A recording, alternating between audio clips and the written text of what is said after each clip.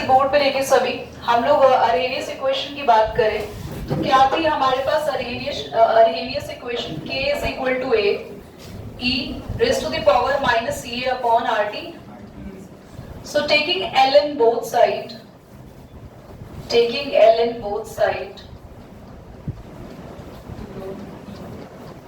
so this should be ln k, ln a, or this ln will going to behave as a log. If two things are going to multiply, then they are being in the plus. And as you are well aware of, ln and e is being a cancelled out effect. तो बचेगा minus e upon rt. Now converting ln into log, so we have to apply 2.303 log k,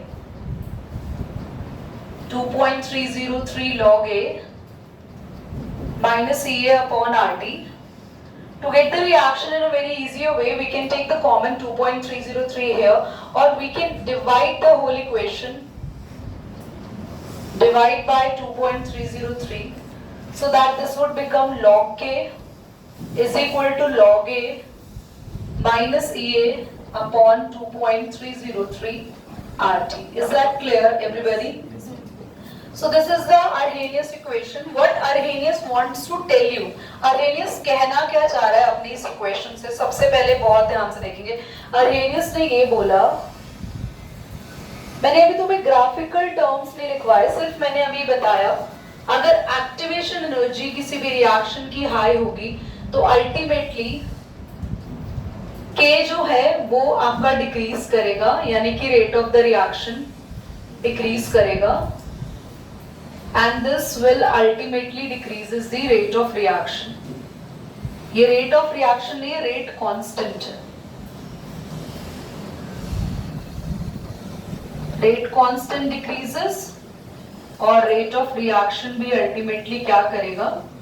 Decrease कर जाएगा. मतलब अगर एक reaction की activation energy high है, that means उसका जो rate है वो automatically कम होगा. तो पहले तो ये जान लेते हैं कि थोड़ा सा कॉन्सेप्ट एक्टिवेशन एनर्जी का पढ़ना बाद में है. एक काम करो, इसको सिंपल सा है, अभी लर्न कर लो. मैं आपको नेक्स्ट कॉन्सेप्ट में समझाऊंगी. हाँ, एक भी सेकंड के लिए ये मत समझ लेना भैया I am confuse with the concept of activation energy. Activation energy को थोड़ा सा ब्रीफ में बता दूं.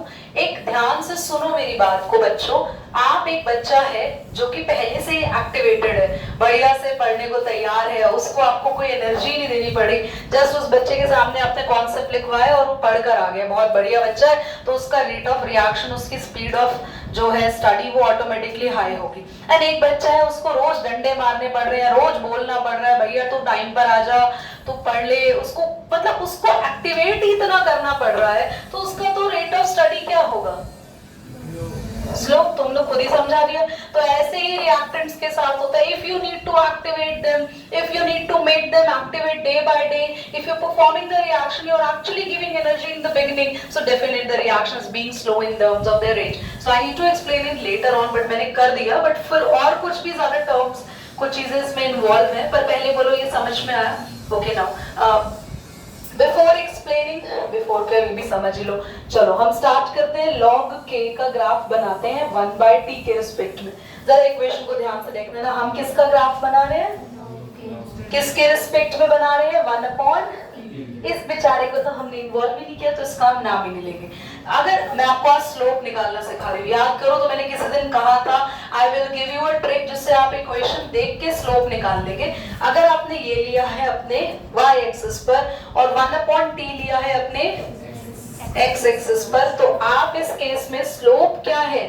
Minus ea upon. दीदी ये क्या है?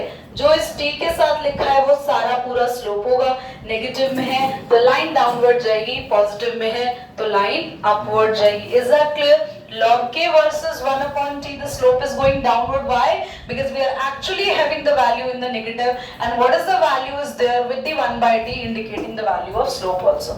ठीक है. चलो, कितना अच्छा बच्चा है, इसने मुझसे पूछ लिया. पहली बात तो ये इनवर्सली नहीं है, यहाँ पर हम ध्यान से देखें तो डायरेक्टली प्रोपोर्शनल है। क्यों? क्योंकि तुम log k की बात कर रहे हो, मैं बीच का कॉन्सेप्ट ही हटा दूं, माइनस ए अपॉन 2.303 r 1/t, मैं बात कर रही हूँ 1/t के साथ, तो log k और 1/t दोनों सामने सामने, तो इट इज डायरेक्टली प्रोपोर्शनल। अगर इनवर्सली होता that means we are talking about t only. ठीक है, तो आर्हेनियस इक्वेशन ऑन कर दिया बेटा, एट 2 डिफरेंट टेम्परेचर्स,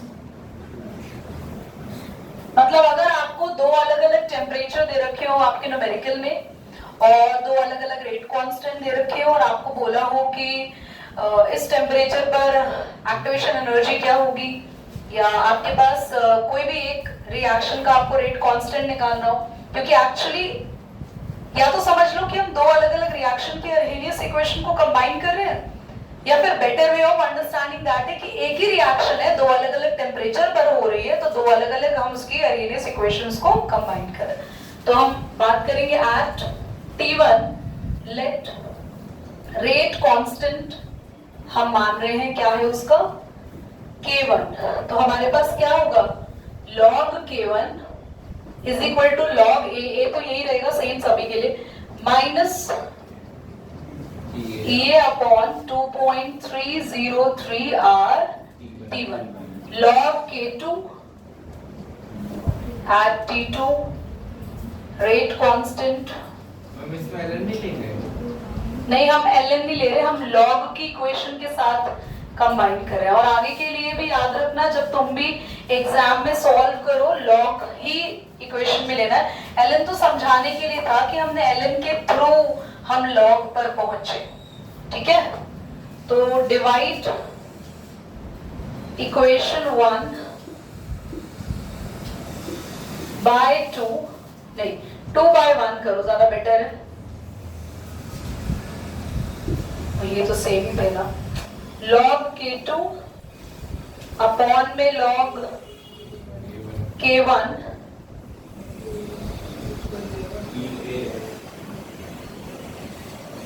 लोग इसे करके इक्वेशन 1 बाय सब्ट्रैक्ट करो, वो अपने आप ही आ जाएगा, log K2 minus log K1 is equal to log A minus EA upon 2.303 r T2 minus हो रहा है log A minus EA upon में 2.303 r T1। ठीक है, अब क्या होगा, ये दोनों नेगेटिव में है तो K2 बाय K1 हो जाएगा, और बेटा log A से log A कैंसिल हो जाएगा क्योंकि ये माइनस का हो जाएगा, और सी दैट ये वाली चीज प्लस की हो जाएगी बिकॉज माइनस माइनस प्लस, तो EA अपॉन 2.303 r T1 आगे आ गया minus EA upon 2.303 r T2 plus में होगा, T2 पीछे हो गई क्योंकि ये चीज नेगेटिव की और माइनस माइनस ये चीज प्लस की होगी, तो log K2 बाय में log K1 you got EA by में 2.303 r, you will take common 1 upon T1 minus, most important आपके पास ये इक्वेशन आई जिससे न्यूमेरिकल 100% आपके एग्जाम में आते हैं, so we'll be doing, तो क्लास अगर एक बायोमोलिकुलर रिएक्शन है एंड हम उसकी आर्हेनियस इक्वेशन लिखने को बोलेंगे तो हम कैसे लिखेंगे, ध्यान से देखना, तो हमें यहाँ पे लिखना है, यहाँ पे K is equal to P ZA into B e raised to power minus EA upon RT। What is P? P is the steric factor, probability factor, और सबको Z पता है, Z है कोलिजन फ्रीक्वेंसी, याद आया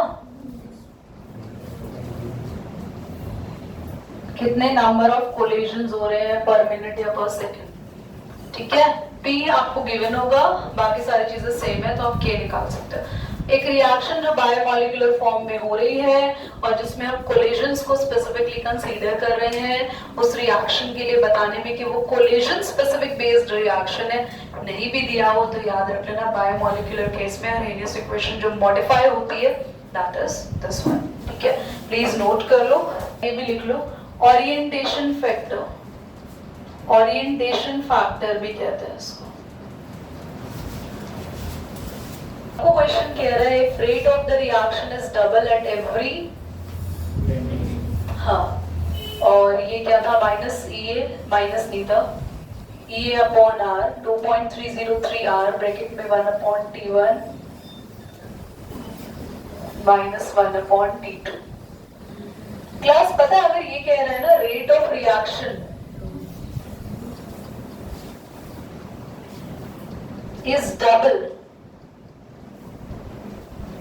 एट एवरी 10 डिग्री सेल्सियस, तो कुछ थोड़ा सा दिमाग लगाना, लेट प्रीवियस रेट के एट 298, क्योंकि बिगनिंग में ये था, तो न्यू रेट, प्रीवियस वैसे वर्ड अच्छा नहीं लग रहा, इनिशियल अच्छा लगेगा, न्यू रेट आपका कितना आएगा, ये K1 मान लो, ये K2 मान लो, 308, 2K1 बोलो यस और नो। ये तो मैं तुम्हें सिखा रही हूँ, वरना आपका दिमाग खुद ही होना चाहिए था। पुरानी वाली रिएक्शन का रेट जो भी है, नई वाली का उससे क्या हो जाएगा, अगर पुराना वाला K1 था तो न्यू वाला क्या हो जाएगा 2K1, क्योंकि K क्या होता है रेट, और रेट क्या हो रहा है डबल, तुम डबल से टेम्परेचर डबल कर रहे हो, तुम R डबल कर रहे हो, तुम पता नहीं क्या क्या डबल कर रहे हो, तो सिंपल सा लॉजिक है, ये 2K1 हो गया और इनिशियल रेट K1 था। बोलो what is the value of R? Very good, ये लर्न है ना, 1 अपॉन T1। बेटा ये कैंसिल हो गए, log 2 की वैल्यू 0.30। क्या आप लोग ये खुद से कैलकुलेट कर लेंगे अब? ये आपके पास आ गया 10/298 इंटू में कैलकुलेट कर लेना ही है, ठीक है। सर भी लगता है वही पढ़ा रहे हैं बस फिर, है ना। तो आज हम पढ़ रहे हैं एक्टिवेटेड कॉम्प्लेक्स। ध्यान से सुनना है क्या होता है, आपने सबने पढ़ा हुआ है activated complex, there is nothing special in this. Activation energy तो मैंने समझा दिया था, समझ आ गया ना आपको, पर यहाँ पे दोबारा से थोड़ा सा एक्टिवेशन एनर्जी का रोल है, तो कुछ चीजें बता देती हूँ, क्योंकि मैंने एक फॉर्मूला में लिखवाया, activation energy is equal to threshold minus the average kinetic energy of the reaction molecules. ये थोड़ा सा बता देते हैं। देखो क्लास सुनो, एक रिएक्शन को शुरू करने के लिए रिएक्टेंट्स को जो बिगिनिंग में इनिशियल एनर्जी चाहिए होती है उसे बोलते हैं थ्रेशोल्ड। थ्रेशोल्ड वर्ड से सबसे पहले अपने माइंडसेट को क्लियर कर रखो, एटलीस्ट उतना तो चाहिए। दूसरी क्लास में पहुंचने के लिए थ्रेशोल्ड नंबर्स हैं 33। तुम्हारी जिंदगी में तुम्हें ये जरूर याद दिया था, कुछ याद रहे ना रहे, क्योंकि हम फर्स्ट से लेके 12th तक में ये सीख जाते हैं 33% की वैल्यू कितनी है हमारी लाइफ में, अनटिल अनलेस अगर कोई 32.9 पे गया हो ऑल आउट, तो उसको 33 की वैल्यू पूरी लाइफ याद रहेगी, है ना। तो ऐसे ही हर रिएक्शन को शुरू करने के लिए मिनिमम कुछ एनर्जी चाहिए, जैसे आपको कुछ मिनिमम मार्क्स चाहिए अपनी नेक्स्ट क्लास को स्टार्ट करने के लिए। अब अगर मान लो आपके मार्क्स आते हैं 31 या 30% पे रुक जाते हैं, then a teacher will give a grace marks of 2 to 3%, तो वो ग्रेस मार्क्स कहलाते हैं एक्टिवेशन मार्क्स, यानी कि केमिस्ट्री की लैंग्वेज में आपकी एक्टिवेशन एनर्जी। समझ में आ रहा है आप लोगों को? पक्का।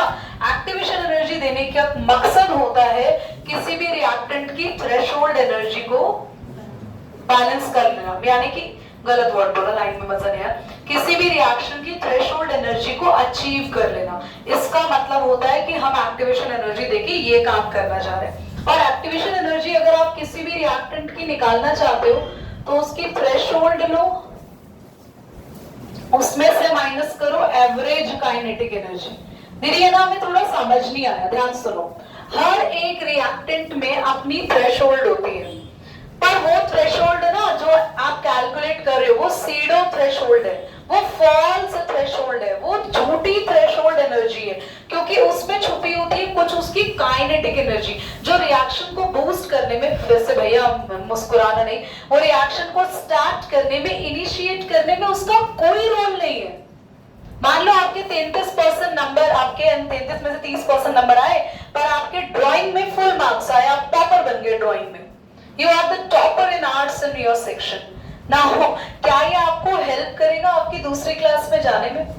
तो आपके पास थ्रेशोल्ड एनर्जी तो इतनी नहीं है, पर कुछ एनर्जी पड़ी हुई है, काइनेटिक एनर्जी, जिसके बल पर, जिसके दम पर आप इतना उछल रहे हैं कि भैया हम तो रिएक्शन कर लेंगे। तो सॉरी टू से दैट, अब एक्टिवेशन एनर्जी का कॉम्प्लेक्स कॉन्सेप्ट आता है, ये कहती है कि नहीं, आपके पास जितनी थ्रेशोल्ड है इसमें से माइनस कर दो अपनी काइनेटिक, तो तुम्हारी रियल नजर आएगी, तुम्हें एक्टिवेशन एनर्जी चाहिए नहीं चाहिए। सुन लो, मान लो उसकी थ्रेशोल्ड एनर्जी 100, उसकी एवरेज काइनेटिक एनर्जी 80, माइनस करके कितना आ रहा है? और हमें अपनी रिएक्शन स्टार्ट करनी है 30। तो हम लोगों को पता चल गया कि हमारे पास की एक्टिवेशन एनर्जी हमारे पास यहाँ पे कितनी आ रही है? 20। और रिएक्शन कितने पे स्टार्ट करनी है? तो भैया हमें 20 किलो जूल एनर्जी खुद से यहाँ पर प्रोवाइड करनी पड़ेगी। मेरी बात आपको समझ में आ रही है? क्योंकि इसके पास 100 में से जो 80 थी वो कैसी थी? यूजलेस। समझ में आ रहा है आपको? तो चलो भाई, ये कॉन्सेप्ट आपने क्लियरली अचीव कर लिया कि एक्टिवेशन एनर्जी अगर किसी की रियल निकालनी है तो हमें इसकी थ्रेशोल्ड में से माइनस करनी पड़ेगी उसकी एवरेज काइनेटिक एनर्जी, जो उसकी यूजलेस है, जिसका कोई रोल नहीं है, माइनस करो और निकालो एक्टिवेशन एनर्जी कितनी है उसकी। अगर मान लो माइनस करके हमारी एक्टिवेशन एनर्जी 0 है, माइनस करके थ्रेशोल्ड में से काइनेटिक एनर्जी माइनस करके हमारी एक्टिवेशन एनर्जी, तो इसका मतलब हमें कोई एनर्जी देनी, क्यों? क्योंकि उसके पास जितनी थ्रेशोल्ड है वही उसकी एक्चुअल काइनेटिक की इक्वल है, मतलब वही एनर्जी उसकी, जितनी काइनेटिक एनर्जी उल्टा समझ लो उतना ही उसका थ्रेशोल्ड है कि उसको चाहिए नहीं, वो पूरी की पूरी एक suitable utilised form of the energy है। क्लियर हो गया? Higher the activation energy, slower the reaction. Slower the reaction क्यों? क्योंकि जितना ज्यादा एक्टिवेशन एनर्जी हम खुद से देंगे, रिएक्शन उतनी ज्यादा फास्ट नहीं होगी। और लोअर द एक्टिवेशन एनर्जी, अपने आप रिएक्शन फास्ट हो जाएंगे क्योंकि उनकी खुद की थ्रेशोल्ड बहुत ही ज्यादा होगी। एक्टिवेटेड कॉम्प्लेक्स क्या होता है, ध्यान से देखना। एक रिएक्शन आप स्टार्ट कर रहे हो, इस तरीके का ग्राफ आप लोगों ने पढ़ा होगा, तो टॉप पे बोलते हैं ट्रांजिशन स्टेट आती है। क्या होती है ट्रांजिशन स्टेट? रिएक्टेंट को प्रोडक्ट में कन्वर्ट करने में हेल्प करती है, इसी को कहते हैं activated complex stage, activated complex stage. और इस एक्टिवेटेड कॉम्प्लेक्स स्टेज को अचीव करने के लिए दुनिया पागल हो रखी है। इसी को अचीव करने के लिए चाहिए होती है हमें पूरी की पूरी एक्टिवेशन एनर्जी। अगर मान लो ये स्टेट ही इतनी जल्दी आ जाए, मतलब फॉर एग्जांपल ये बहुत जल्दी अचीव हो रही है इतने छोटे से गैप में, यहां पे इसका मतलब क्या है? आपकी ये क्या है? लो। यहां क्या है? ये क्या है? आपकी हाई। तो ऑटोमेटिकली इसको देख लो कितना टाइम लगा अचीव करने में, तो रिएक्शन ऑटोमेटिकली स्लो हो गई। और अगर ये आपकी लो है तो ये जल्दी से अचीव हो गया और आपकी रिएक्शन क्या हो गई यहाँ पे? फास्ट।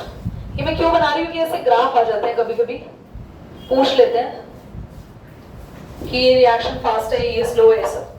अब अगर हम आते हैं एक्सोथर्मिक और एंडोथर्मिक के केस में, ध्यान से समझेंगे।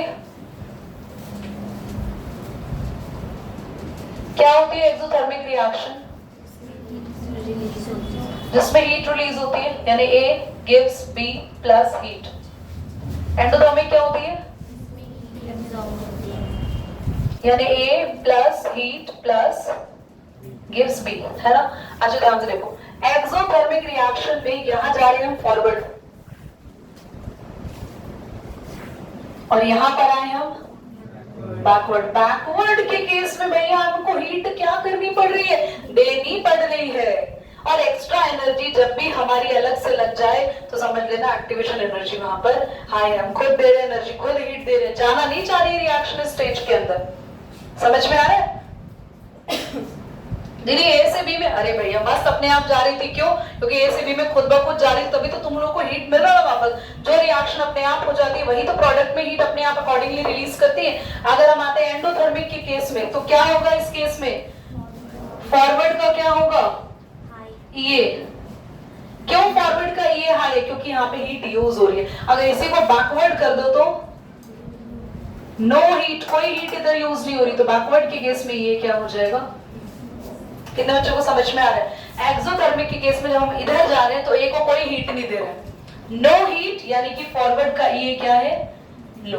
बैकवर्ड आ रहे हैं तो हीट यूज करके आ रहे हैं तो ये ऑटोमेटिकली हाई। तो प्लीज अगर आप एक्सो इंडो भूल जाओ तो ये कॉन्सेप्ट से याद रख लेना, जिस तरफ हीट है, जिस तरफ हीट है, अगर वहां से बिगनिंग हो रही है उससे दूसरी तरफ जा रहे हैं, रिएक्शन को पहुंचने बहुत मुश्किल होगी, हीट हम खुद दे रहे हैं, दैट मींस आपका ये उस तरफ क्या हो जाएगा, हाई। क्या समझ में आ रहा है, हाँ या ना? डाउट है जानवी? ठीक है चलिए, इज दैट क्लियर? नाउ हम आते हैं last complex last concept of the chapter which is catalyst. ये बनाना है भाई। देखो क्लास ए और बी है, दो रिएक्टेंट है, चाह ही नहीं रहे हम ए बी, ये ए और बी दो रिएक्टेंट कह रहे हैं हम कभी नहीं मिलेंगे, हम कभी भी प्रोडक्ट नहीं बनाएंगे, तो फिर हमने ना सी को भेजा, मतलब इसने प्रोडक्ट बनाने के लिए नहीं सोचा, यहाँ प्रोडक्ट नहीं बना, फिर हमने क्या किया सेकंड केस में, हमने सी को भेजा, सी को आना है अपना कैटलिस्ट। सी ने कहा चलो कोई बात नहीं, मैं ए से भी बॉन्ड बना लूंगा और ये एक ऐसा दोस्त है जो दो दोस्त को मिलवाने का काम कर रहा है, समझ रहे? दो दोस्त है, नहीं मिल रहे, नहीं बात कर रहे, तो लड़ाई हो गई, कुछ भी हो गई, लक्ष्य मैं तुम्हें पीट दूंगी पकड़ के, ध्यान दो यहाँ। तो अगर तो क्या होता है, बीच में एक दोस्त आता है, कहता है चल को तुम दोनों बात नहीं कर रहे हो, कोई बात नहीं, चल मैं भी उससे बात करूंगा, मैं उससे बात करूंगा और फिर मैं तुम्हारी बात करवा दूंगा कॉन्फ्रेंस पे, तो समथिंग लाइक दैट। सी ने दोनों से बॉन्ड बनाया तो ऑटोमेटिकली ए और बी में बॉन्ड बन गया और सी वहां से निकल लिया, तो फिर ए बी इज अ सी इसलिए सी। चलो पास कर।